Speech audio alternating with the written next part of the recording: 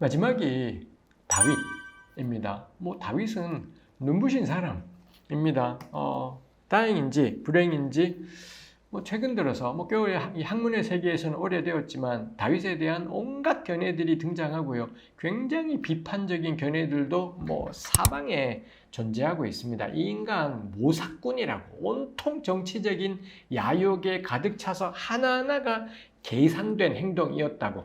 사울을 겁나 좋아하는 것처럼 했지만 그럼 그따위로 살지 말아야지 싶은 것들이 있는데 그때그때마다 다윗이 결정하는 일들이 결국에는 다윗에게 아주 중요한 기여로 돌아오게 되는 그런 결정들을 하기 때문에 이 사람 모사꾼이다, 굉장히 교활했다라고 하는 견해들이 꽤 있습니다. 해서 역시 저는 다윗은 원체 인정받는 하이라이트가 주어지는 사람이다 보니 오히려 저는 이런 다윗에 대한 비판적인 견해를 생각해 보기가 저는 쓸모 있는 견해지 않을까 싶은 생각을 하게 돼요. 그래서 새한글 성경 같은 이전에 읽어보지 않았던 번역으로 읽으시면서 다윗의 행동을 객관적으로 바라봐 보자 싶은 거죠. 그러면서 저는 우리와 현실과 교회를 또 깨닫게 되는 것이 있겠다 싶습니다.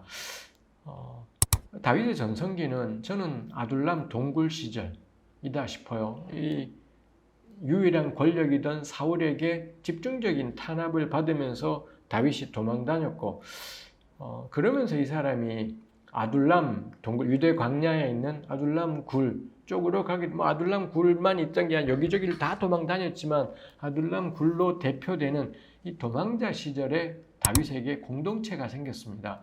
이스라엘 전역에서 빚진 자, 원통한 자, 삶이 너무 억울한 자, 이런 사람들이 다윗에게로 몰려왔고 그들이 다윗의 평생을 같이 가는 일단 동역자들, 좋게 표현하면 동역자, 정치적으로는 지지자, 이런 세력들이 생겼던 것이지요. 그래서 사무엘서에는 다윗의 이 피난 시절들에 대해서, 아둘람 시절들에 대해서 적지 않은 내용들이 나와 있기도 합니다.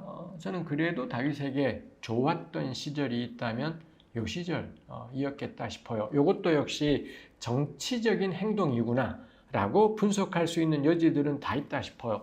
전 그거에 대해서는 제가 언젠가 제 개인적인 삶의 경험을 통해 가령 우리 주변 공동체 안에 유달리 정치적인 행동들을 하시는 분들이 있지 않습니까? 정치적이라는 게 겉으로는 겁나 그럴싸하게 하지만 사실은 지 이득이고 이런 경우들, 그 다음에 이 사람 대할 때는 이렇게 말하고 저 사람 대할 때는 저렇게 말하고 그냥 자기 모습 그대로로 살아가는 게 아니라 상황에 따라 이렇게 모습을 속속 바꾸는 이런 정치적인 행동들을, 정치적인 발언들을 하는 이런 분들이 있지 않습니까?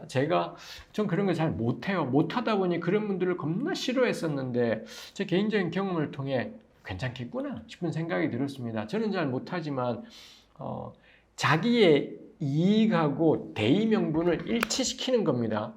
이게 표현을 제가 지금 잘 떠오르지 않아서 그렇겠습니다만 가령 무슨 주식이라고 생각을 하자면 어떤 주식을 사는데 요 회사가 잘 되는 게 국가 전체에도 유익인 겁니다. 가난한 사람들에게도 유익이고 그런 주식이 있을지 모르겠지만 있다 쳐요. 거기에다가 자기 전 재산을 다 투입해버리는 겁니다. 그러면은 국가 전체가 정의로운 방향으로 가게 되면 나도 돈을 겁나 많이 벌게 되는 요거 저는 괜찮은 모습이다 싶은 것이지요. 해서 저는 다윗 같은 경우에 정말 그 아둘람 동굴 시절에 정치적인 행동으로 여겨지는 것들이 있어요. 이 여기저기 노력하고 다니면서 이 수익을 거둘 때마다 유다 지파, 자기 출신인 유다 지파에게 쏙쏙 돈을 보내놔요. 명백히 이런 건 정치적인 행동일 것 같습니다. 근데 이게 저는 대의 명분하고도 연관되고 이어지는 부분들이 있겠다 싶은 거죠. 해서 사무엘서에 나와 있는 다윗의 아둘람 동굴 시절에 대해서 저는 주목하면서 쭉 읽어볼 만하다 싶은 것이 있습니다.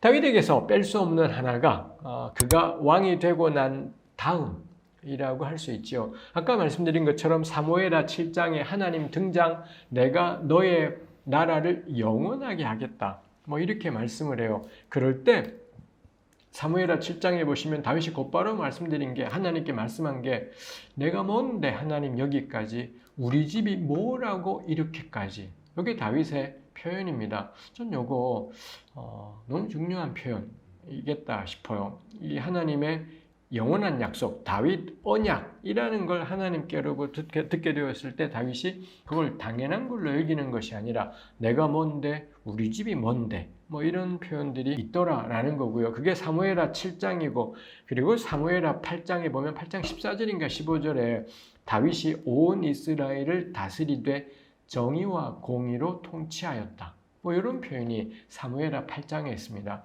사무엘하 7장에서 영원한 다윗의 나라라는 약속의 말씀을 듣고, 그리고 8장에서의 다윗은 정의와 공의의 통치를 행했다. 뭐 이런 표현들이 있어서 전 요거 중요한 연결이라고 생각해요. 다윗이 의미하는 게 뭐냐? 하나님 제가 무엇인데 이렇게까지. 전 그게 다윗의 본질이겠다 싶고요. 사실 사울도 초기에는 그랬더랬습니다. 요게 저는 모든 사람들이 간직해야 될 자세인 거고, 그 다음에 또 하나가 정의와 공의를 행했던 다윗.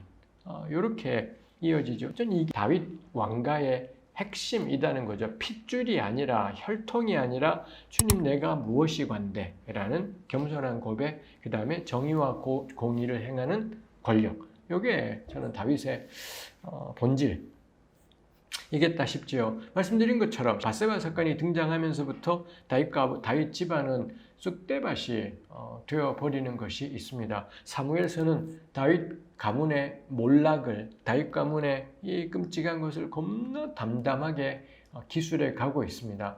참 대단한 일인 거죠. 예나 지금이나 권력에 대해서 부정적인 이야기를 같이 싣는 건 어려운 일인 거고, 특히 다윗이라는 이름이 가진 뭐가 있지 않습니까? 그거 생각할 때 가령 우리 사무엘 상하보다도 아마도 한 200~300년 뒤에 쓰였을 역대기 상하에 가면 다윗에 대한 부정적인 이야기들은 하나도 나오지 않습니다. 뭐 이런 역사책이 존재하는 걸 생각하면 사무엘서는 놀랍다. 다윗의 온갖 끔찍한 모습들, 그 다음에 오늘날 독자들이 보기에 야, 이 인간 정치적인 야심 만땅이네라고 짐작하게 할 내용들도 곳곳에 있더라 라는 것이지요. 해서 사무엘서라는 책이 그저 다윗을 축해 올리기만 하고 있진 않다라는 거고, 고대 이스라엘에게 지난 역사 되돌아볼 때 다윗이라는 이름이 차지하는 역할이 있음에도 불구하고 어쨌거나 이런 내용들이 기술되어 있다는 것도 저는 그거 자체로 놀라운 일이겠다 싶어요. 저는 그게 오늘 우리로 하여금 다윗 본문을 비판적으로 읽기에 근거가 되겠다 싶어요.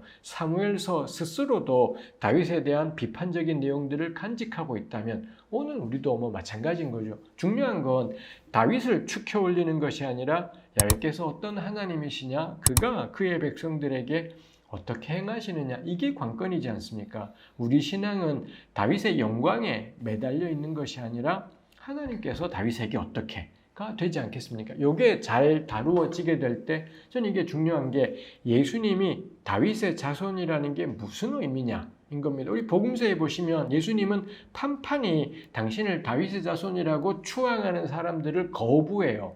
예수님 스스로 난 다윗의 자손이야 거의 그렇게 말하지 않습니다. 사람들이 자꾸 예수님께 와서 우와 이러시는 걸 보니 당신은 다윗의 자손이군요, 이런 추앙의 말들을 해요. 그때마다 예수님은 단호하게 돌아서시거나 이게 말이 돼? 라고 따지시기도 하고 그러셨다라는 것이죠. 근데 예수님은 진짜 다윗의 자손이지 않습니까? 그때 우리가 다윗의 자손이 무슨 뜻이야? 가 되는 거죠. 제가 줄기차게 말하지만 그게 핏줄이야? 아닐 거다라는 겁니다. 그래서 사무엘서를 읽으면서 다윗이 의미하는 게 뭐냐를 우리가 찾아가는 게 중요하겠다 싶습니다. 해서 사무엘서를 만약에 개인적으로 읽으신다면 저는 권하고 싶은 게 사무엘, 사울, 다윗 이 세 개의 축들을 적어두고서 이 각자에 대해서 저는 나름대로 메모들을 해가면서 뭐 글쎄요, 공과 과를 평가해야 될지 뭐 그렇습니다만 하여튼 이 세 사람을 중심으로 한번 나름대로 리스트들을 만들어가면 좋겠다 싶고, 그게 가능하면은 익숙한 성경이 아니라 새한글 같은 다른 성경을 가지고 읽어보면은 좋겠다 싶어요. 해서 우리에게 들어왔으면 하는 게 이 책 왜 썼을까? 입니다. 누군가는, 아마도 이 누군가는 사무엘 상하라는 이 책을 왜 썼지? 왜 사무엘을 이렇게, 왜 사울을 이렇게, 왜 다윗을 이렇게를 통해 개인적으로 이 책은 무엇을 나누고 싶어서 기록되었겠구나. 요거 우리가 한번 생각해 볼 수 있으면 뭐 굉장히 유익한 공부이겠다 싶습니다. 사무엘 상하에 대해서 이 정도로 나누도록 하겠습니다. 들으시느라 고생 많으셨습니다.